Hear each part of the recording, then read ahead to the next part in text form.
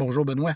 Bonjour Louis. Alors aujourd'hui, on va parler de l'arrivée de Louis Wood en Nouvelle-France, évidemment. Puis on s'entend que plus souvent qu'autrement, on entend parler de 1647. Mais selon toutes tes recherches, tu as découvert que c'était pas ça. Effectivement. D'ailleurs, Alors allons-y. je ne suis pas le seul d'ailleurs à être arrivé à cette conclusion-là. Mais donc, on va prendre les recherches qui convergent vers l'année 1646, parce que ce serait pour nous plutôt cette année-là qu'il est arrivé au pays. OK. Alors donc, les gens qui venaient au pays à cette époque-là, en provenance du Perche, beaucoup ont fait la traversée grâce aux interventions des frères Juchereau, qui étaient originaires de Tourouvre au Perche. Mais eux, ça fait longtemps qu'ils étaient en Nouvelle-France, là. Ben, le frère, il y avait, oui, c'est-à-dire un des des frères frères, Juchereau était bien installé en puis Nouvelle-France l'autre était en France. et son frère Noël faisait la navette entre la Ah, OK. France et la Nouvelle-France. Ah, OK. Alors, Louis Hood, lui, serait venu avec Noël Juchereau et aurait fait donc la traversée avec lui. Il est intéressant de savoir là, que ces gens-là faisaient un contrat de 3 ans, genre de contrat qui était en fait que dans lequel l'employeur s'engageait à faire la traversée, Mhm. nourrir la personne pendant la durée des 3 ans que durait son contrat, le loger, et puis même lui fournir le passage de retour si c'était le vœu. Si ça ne marchait pas. C'est ça, si c'était le vœu de la personne. Ah, OK. Mais évidemment, tout ça avait pour but d'installer des nouveaux colons en Nouvelle-France. Ouais, effectivement. Alors, Louis Hood, lui, va finir par choisir de rester ici au pays. Donc, il y a une dame qui s'appelle Madame Pierre Montagne qui a écrit un livre sur les juchereaux de Tourouvre, qui s'appelle Tourouvre et les juchereaux. Et dans ce livre-là, elle présente une 50aine de contrats euh, des personnes, donc Des engagés, là. c'est ça, des percherons qui ont traversé. Alors, malheureusement, il n'y a pas le contrat de Louis Hood. Dommage, là. Et c'est pas le seul. Ils ont fait peut-être 300 contrats et il n'y en a qu'une 50aine qui ont été retrouvés dans les minutes des notaires Oh en mon Dieu, fait qu'il y France. en a beaucoup, là. Il y en a beaucoup qui n'ont pas été retrouvés. Mais ben c'est ça. Donc, celui de Louis Hood fait partie de ceux qui n'ont pas été retrouvés. Fait que on peut pas affirmer avec une absolue certitude qu'il serait traversé en telle année plutôt qu'en telle année. Mais je vais vous expliquer pourquoi il a été longtemps présumé que l'année de traversée était 1647. OK. En Parce que fait, l'année 1647, en réalité, c'est que les gens ont pris comme preuve un incident qui est arrivé là, en 1648. oui, c'est ça. Et ce fameux incident-là, qui était la noyade d'un matelot ivre, eh bien, il a été relaté par un historien d'un historien important de Nouvelle-France qui s'appelle Marcel Trudel. Alors, Marcel Trudel avait écrit, rédigé un livre qui s'appelait Catalogue des immigrants, 1632-1662. Et dans ce catalogue, il faisait la présentation de tous les immigrants qui étaient arrivés en Nouvelle-France en mentionnant la première mention d'eux. Donc, dans le cas de Louis Hood, la première fois qu'on voit le nom de Louis Hood en Nouvelle-France, c'est dans un procès-verbal dont je viens de parler, qui relatait l'incident de matelot ivre. Alors, il était dit qu'il avait été témoin de la noyade de ce matelot-là. Là, on Alors, parle justement du 1er juillet 1647. oui, ce procès-verbal-là a été rédigé. C'était le capitaine du navire qui s'appelait Nicolas Marcelet, qui fait compte-rendu au notaire Claude Lecoustre de cet incident-là. Évidemment, il était parti en mer avec un certain nombre de matelots. Il y en a un qui se noie. Quand il revient, il est obligé de rendre des comptes. Donc, alors lui, Marcel Trudel, il a relaté cet incident-là dans son livre et il disait que c'était la première mention de Louis Hood en Nouvelle-France. Mais les gens, ils ont comme interprété que Louis Hood, il arrivait d'un bateau de France, il était arrêté à Tadoussac, et puis que il avait été témoin de l'incident, puis que par la suite, C'est ça. il s'est ramassé à Parce qu'on Québec. s'entend que le bateau qui est arrivé de Nouvelle-France en 1647, là, on parle de la Marguerite. C'est bien la Marguerite. OK. Et on a présumé qu'il était sur ce bateau-là, mais en fait, Nicolas Marsollet n'était pas le capitaine de la Marguerite.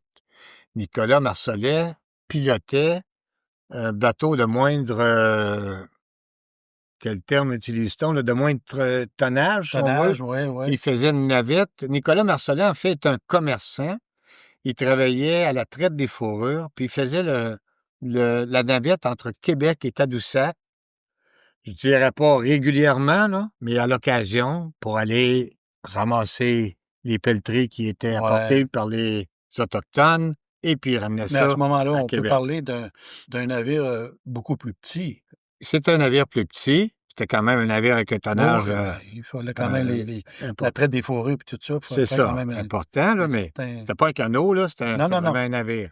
Donc, c'est ça. Finalement, l'année 1647 était basée sur cet incident-là, mais on se rend compte qu'il y a beaucoup de fausseté dans de conclusions fausses, c'est-à-dire parce que la Marguerite serait arrivée après ça en août. On dit que dans les recensements de navires qui sont arrivés en Nouvelle-France, on dit que la Marguerite est arrivée en août 1647.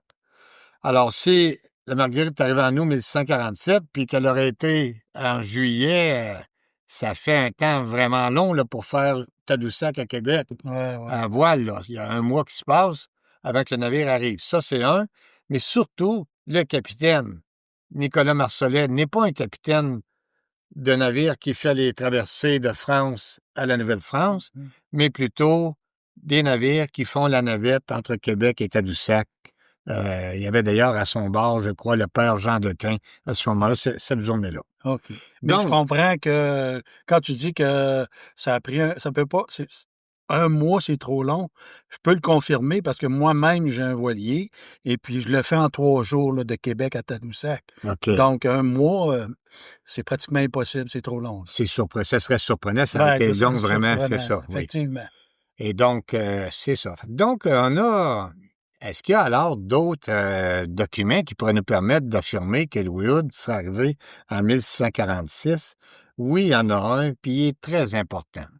Alors, je ne suis pas le premier à le mentionner. Jacques Saint-Onge, qui est un journaliste historien de Trois-Rivières, avait mentionné dans son livre il avait rédigé une brochure pour les descendants de Louis Hood et Madeleine Boucher qui s'appelait Louis Hood, Pierre d'Assise d'une grande famille.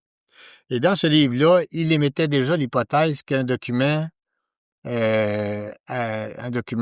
mentionnait que Louis Hood avait reçu pour la 3e année de ses services 65 livres. Et le document est un document d'inventaire qui avait été rédigé sur les biens de Noël Juchereau des Châtelets. J'explique brièvement. Noël Juchereau était retourné en France, je l'ai dit, il faisait souvent la navette. Il était retourné en France à l'hiver 1648 et il décède en France. Alors, le père de Noël fait le message à son frère qui vit en Nouvelle-France de faire l'inventaire de ses biens. Et donc, il fait faire un inventaire de ses biens. Et on retrouve dans cet inventaire-là beaucoup de détails, dont ce qui est dû à chacun des engagés de Noël Juchereau pour les différentes années. À cette année-là, c'était? L'inventaire a été fait en octobre 1649. Ah, OK. Et donc, on dit à ce moment-là que Louis Hood reçoit 65 livres pour la 3e année de ses services. Alors, un petit calcul, oui. Ah, OK. Donc, 1649 moins 3, ça donnerait 1646. 1646. T'es bon en mathématiques. Pas pire, pas pire.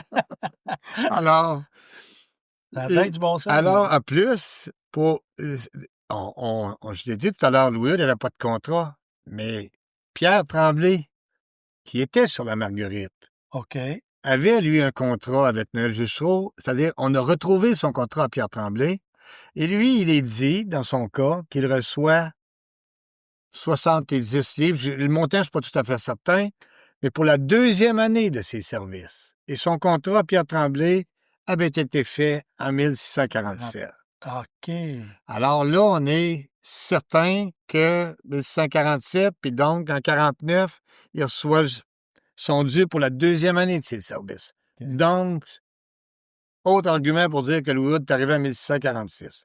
En plus, on fait intervenir une troisième personne dans le portrait. Cette troisième personne-là, c'est Jacques Goulet.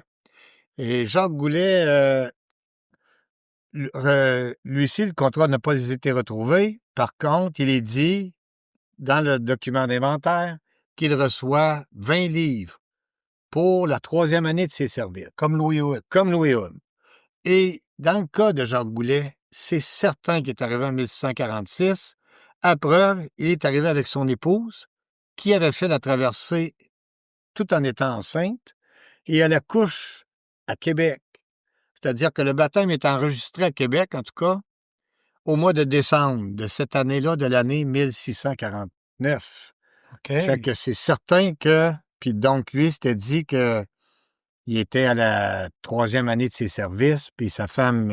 Donc, on le sait qu'en 1647, l'enfant n'est pas né sur le bateau. Là. Non, c'est sûr. C'est ça. Fait que donc, ça, c'était vraiment les arguments qui nous amènent à dire que Jacques Goulet et Louis Wood n'étaient pas sur la Marguerite, mais étaient plutôt, en fait, c'est-à-dire, on va prendre le cas de Louis Wood. Louis Wood, quand il a été vu à Tadoussac en 1647, eh bien, c'était que il travaillait pour Nicolas Marcellet, qui était un capitaine de bateau qui vivait du commerce de la traite des fourrures depuis plusieurs années. Nicolas Marcellet, en fait, était un compatriote de Samuel de Champlain. Il avait été interprète pour Samuel de Champlain et Champlain est décédé en 1635. Et donc, lui, après, il a continué à travailler et tout ça. Il travaillait pour les compagnies qui faisaient la traite des fourrures. Et puis, il y avait, en fait, même les juchereaux étaient impliqués dans le commerce de la traite des fourrures. Et donc, c'est un peu comme ça qu'ils fournissaient la main-d'œuvre à Marcellet. OK. Et c'est pour ça que Louis Wood s'est retrouvé sur le bateau de Marcellet. Alors, voilà, c'était, je pense que tous ces éléments-là nous amènent à conclure que la traversée de Louis Wood s'est faite bien en 1646 et non en 1647. Oui. Je suis totalement d'accord avec ça, finalement, parce que, comme on sait, les paroles s'envolent, mais les écrits restent. Oui, oui. Et puis ça, c'est des bons arguments. Bons arguments, là. Des bonnes preuves pour faire l'affirmation. Oui, oui. D'ailleurs, moi, je trouve ça intéressant parce que ça pourrait paraître banal, là, puis dire, mais quand les gens qui ont prétendu que Louis Wood avait traversé en 1647, ils avaient fourni c'est-à-dire qu'ils avaient donné les noms des autres personnes qui auraient été sur la Marguerite, puis ceux-là avaient vraiment un contrat d'engagement, mais ce sont des gens avec lesquels j'ai pas vu que Louis Wood ait eu de contact par la suite. Okay. Alors que dans le cas de Jacques Goulet, Louis Wood a même été parrain de son fils. En plus? Oui, il a acheté une terre voisine de la sienne, de la terre de Jacques Goulet, qui lui aura été concédée par le capitaine Charles le Gardeur de Tillier. Alors, ils sont probablement traversés sur le bateau, un bateau qui était conduit, piloté par Charles le Gardeur de Tillier. Et d'ailleurs, Louis Wood va demeurer longtemps ami avec la famille Goulet, puisqu'au mariage de ce fameux Louis Goulet,